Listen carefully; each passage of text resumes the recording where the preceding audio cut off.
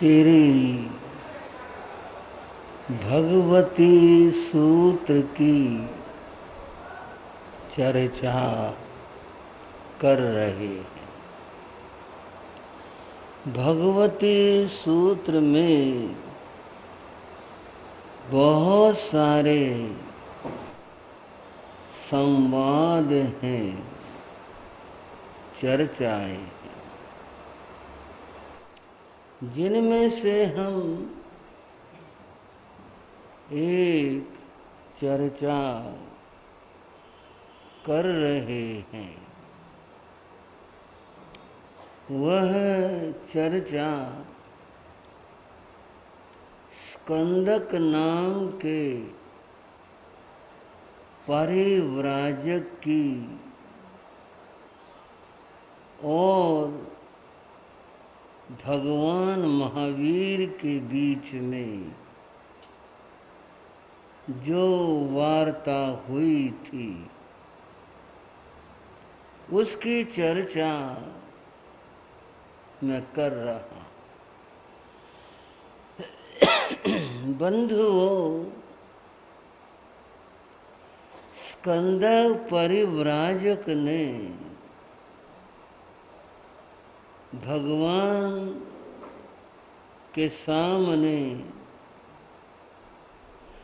अपने मन के कुछ प्रश्न लेकर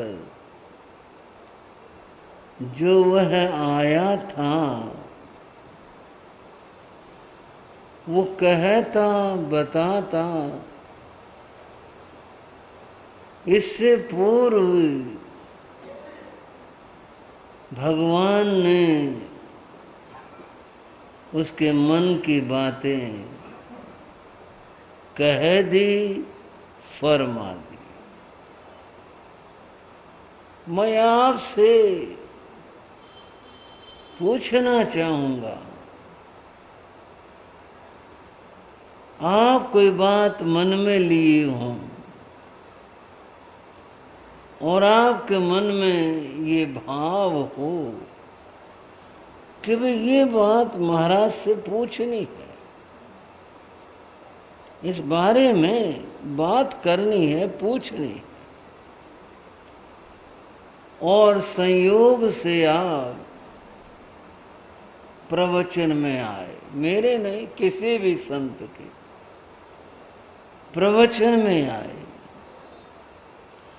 और ये भी संयोग की बात है, उस दिन उन संत ने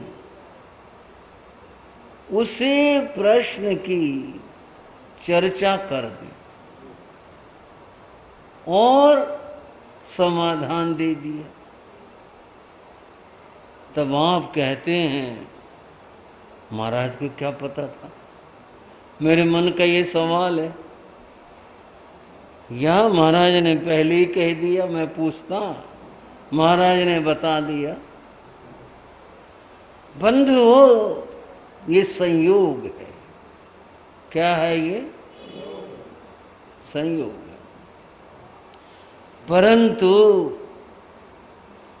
तीर्थंकर भगवान जो कहते हैं वह संयोग नहीं होता। संयोग तो हम छद्मस्तों का आपके मन में बात थी और संयोग की बात मैंने वो बात शुरू कर दी। नहीं तो मुझे पता था कि भी आपके मन में ये है, आप ये पूछना चाहते हैं, और आप तो बस पूछने के भाव से आए थे, बात यूं बन गई। ये संयोग है। संयोग छद्मस्थों में होता है, सर्वज्ञों में, तीर्थंकरों में संयोग नहीं होता। क्यों नहीं होता? क्योंकि वे सर्वज्ञ हैं। वो तो जानते हैं, पहले से उन्हें पता है किसके मन में क्या है, क्या भाव है, कैसे है। तो भगवान तो जानते थे, इसलिए भगवान ने स्कंदक परिव्राजक से कहा, तुम 5 प्रश्नों के उत्तर जानने के लिए मेरे पास आए। क्यों भाइयों, त्रिनगर वालों, भगवान सर्वज्ञ थे, जानते थे। वो चकित रहा, इन्हें क्या पता मेरे मन में 5 सवाल हैं, और भगवान ने सवाल कह दिए।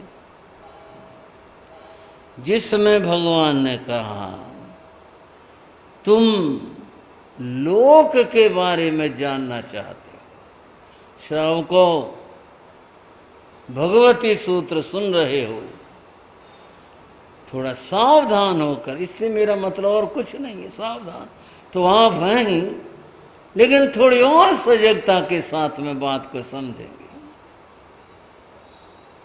तुम लोक के बारे में जानना चाहते हो। ये जो लोक है, इसका नाम लोक इसलिए है,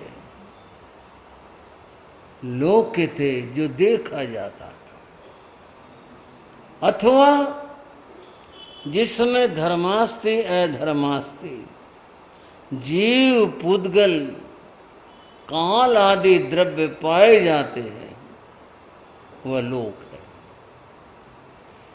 ये जो आकाश है, ये सारा का सारा लोक है। यह है, इसके जहाँ तक शादी है या अनंत है, यह है अनंत है।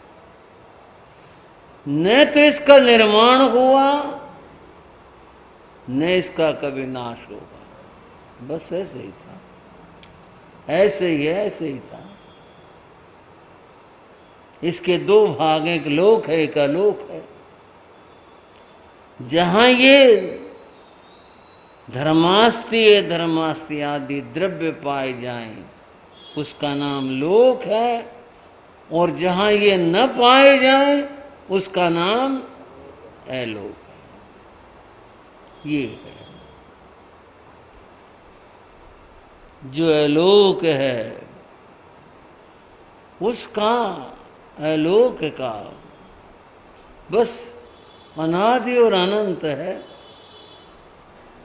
जहां तक लोक की बात है, उसका स्वरूप बताया गया। ये जो आपने चित्रों में एक नक्शा चित्र देखा होगा, देखते हो, जैन चिन्ह का, किसका भाइयों? ये लोक का नक्शा है। यह है लोक का नक्शा है। मामला बड़ा गंभीर है। ये लोक हो गया, बस ये वैसा ही मामला है। ये तो आज आर्टिस्टों के द्वारा बनाया गया है। इसका जो पहला स्वरूप है, दुनिया कहूँ, लोक कहूँ, संसार कहूँ, क्या शब्द कहूँ, अद्भुत है समझने का। शादी और विवाह में, हरियाणा में, और जगह की तो मैं कहता नहीं, एक चीज बनाई जाती थी, खाने की नहीं, बस एक चीज बनाई जाती थी। उसको सोन कहो, उसको रिवाज कहो, उसको कुछ कहो, वो बनाया जाता था। अब भी बनाया जाता है। और वो क्या बनाया जाता है? वो एक बड़े वाला दिया लेकर, बड़े वाला दिया, उसको औंधा रख दिया, और उसमें छेद होता है। उसके ऊपर वही बड़े वाला दिया, उसके ऊपर सीधा रख दिया, उसके ऊपर एक और दिया, फिर औंधा रख दिया, उसके ऊपर एक और फिर सीधा दिया रख दिया। क्या कहते हैं उसको? हाँ, ये बोलिए हमारी बहनें, मांडा कहते हैं उसको। और उसके बीच में एक नाला सा डाल देते हैं, फिर वो करके रस्सी से डाल देते हैं। वो जो डिब्बी सी बन गई, उसमें मट्ठी भी रख देते हैं। कई जगह पता नहीं क्या रखते ना, कुछ खाने का कुछ। हाँ जी प्रधान जी ओट पर बैठ गए तो उसमें खाने की मट्ठी सी भी रख देते हैं। बंधुओं, नीचे अधोलोक है, बीच में मध्यलोक है और ये ऊपर ऊर्ध्वलोक है। मांडा जो है ये लोक का नक्शा है। मतलब क्या है इसका? भाई दुनिया, ये दुनिया में रहते और ये मट्टी रखी है ना, ये खाना पीना मध्यलोक में है। अर्थात इस प्रकार का भोजन मनुष्यों में और त्रियंचों में ये है, बाकी ना देवों का ना नारकों का है। बस इस दुनिया में तुम हो, इसको समझ लो। बीच में के जो नाला है ये त्रस नाड़ी है, ऊपर नीचे जीव आते रहते हैं जाते रहते हैं और यूं दुनिया में लोग जी रहे हैं। संसार है, स्वरूप को समझ लो। कुछ आत्म कल्याण की बात करना तो पार निकल जाओगे और नहीं तो इसी में रहोगे। कैसा रहा जी मांडे की व्याख्या लोक के साथ? ठीक है ना? ऐसा ही है ना, यूं ही बनाते हैं ना। बस ऐसा ही चित्र ये बना हुआ है, पर इसमें बड़ी गहराई है। जो ये जैन चिन्ह है ना, इसमें बड़ी गहराई है। दरअसल यह है, इस प्रकार का चित्र है जैसे, अब कुछ चीजें बैठ के समझाने की होती, सब प्रवचन में नहीं हो पाता। ये एक मनुष्याकृति है, यह है मनुष्याकृति है।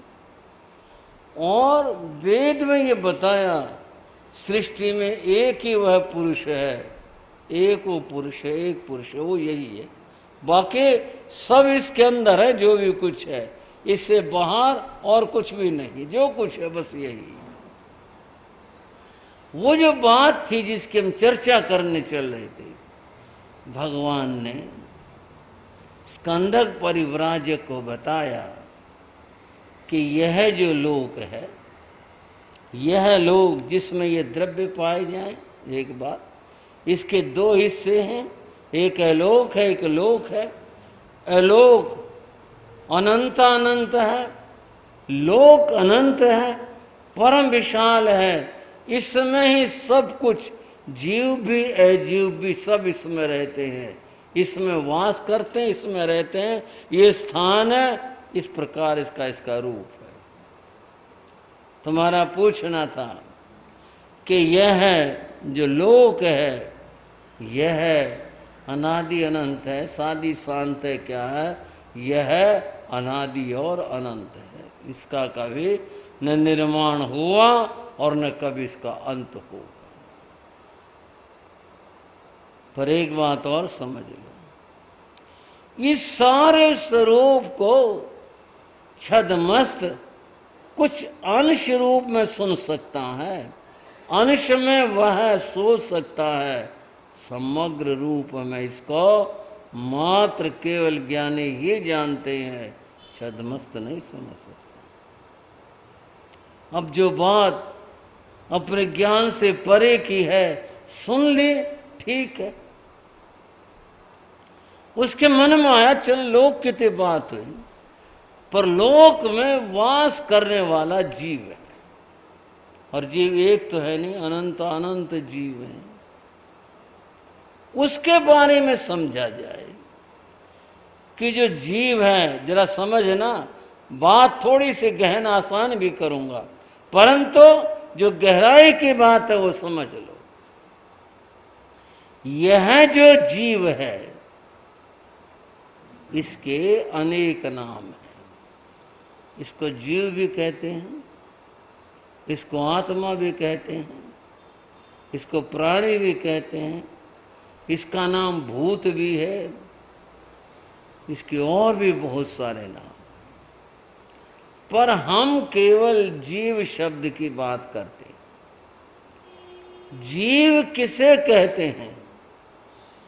बंधुओं, आपको आत्मा को कहते हैं, ठीक बात है, आपके आत्मा को कहते हैं, पर बात कुछ समझने की है। जीवती, जो जीवन को जीता है, जो जीवन जीता है, उसका नाम जीव होता है। जो जीवन जीता है उसका नाम क्या होता है? उसका नाम जीव होता है। यह जीव अनादि और अनंत है। कभी जीव का निर्माण नहीं हुआ। कोई ऐसी तारीख नहीं, कोई ऐसा समय नहीं जब यूं कहा जाए ये जीव तब बना था। यह तो अनादि है, सदा से। उस सदा का कोई आर पार नहीं है। सदा कब से? बस सदा से है। और बंधुओं, अनंत है, इसका कभी अंत भी नहीं होगा। यह जीव, एक बार बोलना है, यह जीव हाँ अनादि है और अनंत है। कभी इसका प्रारंभ नहीं हुआ, इसका अंत भी नहीं होगा। ये जैन धर्म की मान्यता है। एक मान्यता और है इसके साथ में, ये अपने आप में स्वतंत्र है। यह अपने आप में स्वतंत्र है। आप कहोगे कर्म के वश में, कर्म की बात अलग है। पहले ये बात समझ लो। और जो दार्शनिक हैं और जो चिंतक हुए, सबकी अलग अलग मान्यताएं हैं। किसी की कोई भी मान्यता हो, हमें किसी की मान्यता से कोई आपत्ति ऐतराज नहीं। ठीक है, अपनी अपनी बात कोई कैसे भी माने। जैन धर्म ये मानता है कि जीव अनादि और अनंत है। और मान्यताओं में क्या क्या मान्यताएं हैं? एक तो मान्यता है अंश और अंशी।